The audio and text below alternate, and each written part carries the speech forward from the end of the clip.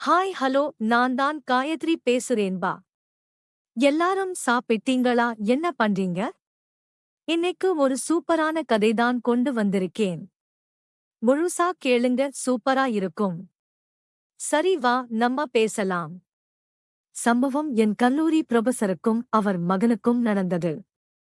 அவர்களது பாயின் ஆப் வியூவில் இருந்து எழுதுகின்றேன், படியுங்கள். ஹாய், எனது பெயர் அன்பு, வயது 20, கல்லூரியில் இங்கிலீஷ் லிட்ரேச்சர் படிக்கின்றேன். அம்மா கல்யாணி, வயது 40. அங்கேயே இங்கிலீஷ் புரொஃபசர் ஆகஸ்ட் பணிபுரிகின்றார். அப்பா வெளிநாட்டில வேலை செய்கின்றார். நானும் அம்மாவும் ஸ்காட்டில தான் காலேஜ் செல்லுவோம். அம்மாதான் ஓட்டுவார் எப்போதாவது, நான் ஓட்டுவேன். அம்மா எப்போதும் என்னுடன் நண்பி போலவே பழகுவார். சற்று முடார்ந்தாய், சற்று உயரம், தேகத்திற்கு ஏற்ப மாநிறம் என அழகாகவே இருப்பார். வெளியில் எப்போதும் சேலைதான், எப்போதும் ஸ்லீவ்லெஸ் பிளவுஸ் தான் போடுவார். வீட்டில் shorts, short, mini skirt, skinny போன்றவை அணிவார். நம் இருவரும் எதை பற்றி வேண்டுமானாலும் டிஸ்கஸ் பண்ணுவோம். எதையும் எளிதில் புரிந்து கொள்வார். எதையும் இயல்பு எனக் கூறி கடந்து சென்று விடுவார். நானும் எதையும் அம்மாவிடம் மறைக்க மாட்டேன். அம்மா என் வகுப்பிற்கு ஒரு பாடம் எடுக்கின்றார். நான் எப்போதும் லாஸ்ட் பெஞ்சில தான் இருப்பேன். ஆனால் எக்ஸாம்ல நன்கு ஸ்கோப் பண்ணுவேன். ஆதலால் அம்மாவும் என்னோடு நெருக்கம் அதிகம். அம்மா என் கிளாஸில் பாடம் எடுக்கும்போது என்னோடு லாஸ்ட் பெஞ்சில் வந்திருப்பார். நாங்கள் மம்சன் என்பதால் யாரும் கண்டுக்க மாட்டார்கள்.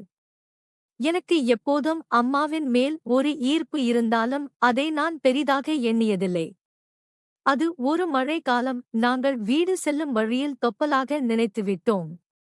வீடு சென்றதும் அம்மா நேராக பாத்ரூம் சென்று குளித்துவிட்டு உள்ளிருத்து என்னை அழைத்து டாவலாய் தரும்படி தலையை மட்டும் வெளியே நீட்டியபடி கேட்டார். நானும் டாவலாய் கொடுக்கும்போது பின்னால் இருந்த கண்ணாடியில் அம்மாவை பார்க்க கிடைத்தது. என் உடம்புக்குள் ஏதோ செய்தது. அம்மாவை அப்படி என்ன சற்று கில்ட்டியாக இருந்தது. பின் அம்மா டாவலை கட்டிக்கொண்டு வெளியே வந்தார். நான் எத்தனையோ தடவை அம்மாவை டாவலுடன் பார்த்திருக்கின்றேன். ஆனால் இம்முறை ஏதோ வித்தியாசமாக உணர்ந்தேன். நானும் குளிக்க உள்ளே சென்றேன். அங்கு அம்மாவின் துணிகளை பார்த்ததும் கில்கி எல்லாம் பறந்து போனது. மறுநாளும் மழையில் நனைந்தபடி வந்தோம். நான் அம்மாவிடம் சாதுவா குளிருது என்று கூறி நெருங்கி இருந்தேன். பிறகு வீட்டுக்கு வந்ததும் அம்மா பாத்ரூம் சென்று விட்டார். குளித்துவிட்டு டாவல் கேட்கும்போது அதே தரிசனம். நான் அம்மாவை பார்க்கும் பார்வை மாறியது. நேராக கண்ணை பார்த்து பேச கூச்சமாக இருந்தது. கல்லூரியில் மழையின் காரணமாக வரவு குறைந்திருந்தது. அம்மா என் அருகில் வந்திருந்தார். நான் பேசுவதற்கு சற்று தயங்கினேன். அம்மா, என்ன ஆச்சு உனக்கு என்றார். நான் தயங்கியபடி, அம்மா, 2 நாளும் உனக்கு டாவல் தரும்போது உன்னை பார்த்தேன். அப்படி எந்த பெண்ணையும் பார்த்ததில்லை. உன்னை பார்த்ததிலிருந்து எனக்கு ஒரு மாதிரியா இருக்கு என்றேன். தயங்கியபடி அம்மா மறுபக்கம் திரும்பியவாறு சற்று நேரம் இருந்துவிட்டு எழுந்து சென்று விட்டார். பைத்தியக்காரா, தேவையில்லாமல் எல்லாவற்றையும் கெடுத்துவிட்டாய். என்னை எனக்கு நானே திட்டிக் கொண்டேன். அன்றும் சரியான மழை. அம்மா வீடு சென்றதும் நேரடியாக அறைக்குள் சென்று டாவல் எடுத்துக்கொண்டு பாத்ரூம் சென்றார். பின் நான் குளிக்க செல்லும்போது அங்கே அம்மாவின் துணிகள் ஏதும் இருக்கவில்லை. எல்லாம் கெட்டுவிட்டது என்று அம்மாவிடம் ஏதும் பேசவில்லை. அம்மாவும் பேசிக்கொள்ளவில்லை. மறுநாள் காலேஜில் அம்மா பாடம் எடுக்கும்போது அருகில் வரவில்லை. எனக்கு ஒரே கவலையானது. அப்படியே பென்சில் தலைகழந்து படுத்துக் கொண்டேன். காலேஜ் முடிந்ததும் அம்மாக்கு பார்க்கும்போது காலேஜ் பஸ் ஏறி சென்று விட்டேன்.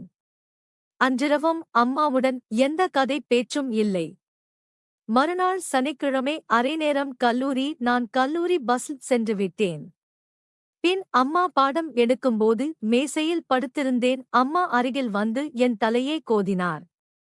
நான் நிமிர்ந்து அம்மாவை பார்க்க, அம்மா, உன் பிரச்சனை என்ன என்றார். நான், ப்ளீஸ்மா, எப்போதும் போல் பேசுங்க என்றேன். அம்மாவும் என் தலையை கோதியபடி சரி என்று அருகில் உட்கார்ந்தார். பின் இருவரும் வழக்கம் போல அரட்டை அடித்துக்கொண்டு இருவரும் சகஜமானோம். அன்று மழையில்லை. ஞாயிற்றுக்கிழமை சாதாரணமாக கடந்தது. திங்கட்கிழமை கல்லூரியில் வழமை போல் ஒன்றாக இருந்தோம். அன்று மழை பெய்தது.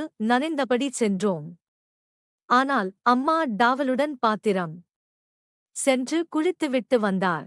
ஆனால் என்னால் என் தம்பியை அடக்க முடியவில்லை. மறுநாளும் கல்லூரியில் பழமை போலாகிவிட்டது. மாலை வீடு செல்லும்போது மழையில்லை. லேசாக தூறல் மட்டுமே இருந்தது. வீட்டுக்குள் சென்றதும் டாவலை நான் எடுத்து தருகின்றேன். ப்ளீஸ் மானி போய் குளி என்றேன். அம்மா சிரித்துவிட்டு உள்ளே சென்று டாவலை எடுத்துக்கொண்டு பாத்ரூம் சென்றார். எனக்கு முழு ஏமாற்றம். 5 நிமிடத்தின் பின் அம்மா அழைத்தார். நான் பாத்ரூம் அருகில் சென்று என்ன எண்ணேன். உடனே கதவை திறந்த தலையை மட்டும் நீட்டி தாவல் என்னிடம் தந்து இதை கேட்கும்போது தா என்றார். நான் அம்மாவை பார்க்காமல் கண்ணாடியில் பார்த்து கொண்டிருந்தேன். பின் அம்மா கதவை மூடிவிட்டு குளித்து முடித்துவிட்டு மீண்டும் கதவை திறந்தார். நான் அங்கேயே காத்திருந்தேன். அம்மா கையே நீட்ட நான் கண்ணாடியை பார்த்தபடி டாவல் கை கொடுத்தேன். மறுநாள் கல்லூரியில் பேசி கொண்டிருக்கும்போது அம்மா என்னோட துணியை எடுக்காதடா ப்ளீஸ் என்றார். நான் அசடு வழியா ட்ரை பண்ணு. பட் என்னால கண்ட்ரோல் பண்ண முடியல. நான் யாரையும் அப்படி பார்த்தல்ல. நீதான் என்னோட ஒரே கேரட் ஃப்ரெண்ட் என்றேன். அம்மா அதற்கு போய் சொல்லாத. நீ படம் கூடவா பார்த்ததில்லை என்றார். நான் நேரில் எதையும் பார்த்ததில்லை அம்மா என்றேன். மாலை குளிக்கும்போது அம்மா டாவலை ரூமில் வைத்திருந்தார். அம்மா கூப்பிடும்போது ஓடிச் சென்று கட்டிலில் இருந்த டாவலாய் எடுத்து வந்து அம்மாவை பார்த்தபடி டாவலை கொடுத்தேன். உடனே அம்மா மீண்டும் கதவைத்து திறந்து கட்டிலில் இருக்கும் மற்ற எதையும் எடுத்து வா என்றார். அம்மா இன்னும் டாவலாய் கட்டவில்லை. எனக்கு தரிசனம் தந்தபடி நின்றார். நான் உள்ளே சென்ற கட்டிலை பார்த்தபோது அதில் ரெட் கலர் அம்மாவின் துணிகள் இருந்தது. நானும் கண்ணாடியை பார்த்தபடி அதை கொடுக்க வாங்கிக் கொண்டு கதவை பூட்டினார். பின் உள்ளே அவற்றை அணிந்துவிட்டு வெளியே டாவலை சுற்றிக்கொண்டு வெளியே வந்தார். நான் வாசலிலே நின்றேன். என்னை பார்த்து கண்ணடித்துவிட்டு எனது தலையை தடவிவிட்டு சென்றார். அம்மா ஷம்லஸ் பெல்லோ எனக்கு கூறிக்கொண்டு தினம் டேபிள் செய்யையில் அமர்ந்த கல்லூரி வேலைகளை செய்ய தொடங்கினார். அம்மாவும் இடையிடையே பார்த்து சிரித்தபடி இருந்தார். மறுநாள் கல்லூரியில் பேசிக் கொண்டிருக்கும்போது நான் அம்மாவிடம் நீ குளிச்சிட்டு ஷார்ட் மட்டும் போட்டுக்கோ என்றேன். அம்மா போடா என தலையில் கொட்டினார். பின் வீடு சென்றதும் வழமை போல் அம்மா பாத்ரூம் சென்று விட்டார். அவரது டாவல் எடுத்துக்கொண்டு வாசலில் காத்திருந்தேன். அம்மா கதவை திறந்து பொறுமையாக டாவலை வாங்கிக் கொண்டார். நானும் அம்மாவை பார்த்தபடி கொடுத்தேன். அம்மாவும் அறைக்குள் சென்றுவிட நான் பாத்ரூம் கதவை சாத்திவிட்டு அம்மா கதவை தட்டினார். கதவை திறக்க அம்மா என்னை பார்த்து புன்னகைத்தபடி நின்றார். அம்மா இப்ப சந்தோஷமா என்று விட்டு செய்யையில் ஊடகார்ந்தபடி காபி குடித்து கொண்டிருந்தார். அம்மா காபி குடித்துவிட்டு கப்பை வைத்துவிட்டு என் பக்கமாக திரும்பி ஆச்சரியமாக பார்த்தார். ஏதோ சொல்ல வந்தவர் பின் ஏதும் சொல்லாமல் அப்படியே பார்த்து கொண்டிருந்தார். அம்மா ஏதோ செல்ல முற்பட்டார். நான் உடனே அம்மாவின் வாயில் என் ஒரு விரலை வைத்து ப்ளீஸ் மா எனக்காக ப்ளீஸ் ஓபன் பண்ணுங்க ப்ளீஸ் ப்ளீஸ் ப்ளீஸ் என கெஞ்சினேன். அம்மாவும் வாய்க்குள் மெதுவாக சிரித்தபடி ஓபன் செய்தார். மறுநாள் வெள்ளிக்கிழமை காலையிலேயே மழை பெய்து கொண்டிருந்தது. அம்மாக்கு எக்ஸாம் பேப்பர் சப்மிட் பண்ண வேண்டியிருந்ததால் இருவரும் காலேஜ் சென்றோம். போகும்போதே ஓரளவு நனைந்து விட்டோம். கல்லூரியில் அனைவரது வரவும் மிகவும் குறைவாவே இருந்தது. என் வகுப்பிலும் மொத்தமாக 3 தான் வந்திருந்தோம். அம்மா போனதும் எக்ஸாம் பேப்பர் சப்மிட் செய்துவிட்டு என் அருகில் வந்திருந்தார். அருகில் இருப்பது குளிருக்கு இதமாக இருந்தது. நாங்கள் ஏதேதோ பேசிக்கொண்டோம். இறுதியில் நான் நேற்று நடந்ததை டாபிக் கை எடுத்தேன். அம்மா ஏதும் பேசாமல் வெட்கத்தல் மேஜை மீது படுத்திருந்தார். நான் அம்மாவிடம் இன்று பாடம் ஏதும் நடக்கப் போவதில்லை.